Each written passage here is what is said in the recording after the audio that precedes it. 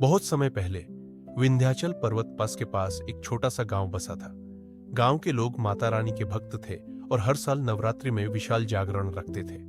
गांव में शांति और खुशहाली थी, लेकिन इस सुख को किसी की नजर लग गई। गांव के पास ही एक भयानक शैतान कालकेश का वास था। वह रात के अंधेरे में बाहर निकलता और गांव के लोगों को डराता। कई लोग लापता हो गए, कईयों की लाशें जली हुई हालत में मिली। कोई समझ नहीं पा रहा था कि आखिर ये कौन कर रहा है। आतंक। एक रात जब गांव वाले जागरण की तैयारियों में व्यस्त थे, तभी हवा अचानक ठंडी हो गई। पेड़ हिलने लगे और एक भयंकर हंसी गूंज उठी। हा हा हा, अब इस गांव पर मेरा राज होगा। गांव के चौपाल पर एक कड़लंबा काले धुएं से बना राक्षस खड़ा था, कालकेश।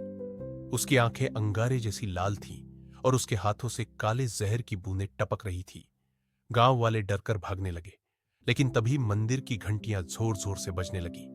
मंदिर के दरवाजे अपने आप खुल गए और वहां से एक दिव्य रोशनी प्रकट हुई। माता रानी का अवतार। रोशनी के बीच से माता रानी प्रकट हुई। उनके हाथ में भी त्रिशूल लाश था और उनके पीछे सिंह गरज रहा था। माता ने गुस्से से शैतान की ओर देखा। पापी, तूने निर्दोष लोगों को डराया, अब तेरा अंत निश्चित है। कालकेश हंसा, कोई मुझे नहीं हरा सकता। लेकिन माता ने त्रिशूल उठाया और देखते ही देखते वह ऋषि अग्नि में बदल गया। कालकेश डर के मारे पीछे हटने लगा। माता रानी ने अपने सिंह को आदेश दिया और सिंह गरजता हुआ कालकेश पर झपटा। त्रिशूल चलने की आवाज आई और देखते ही देखते कालकेश राख में बदल गया।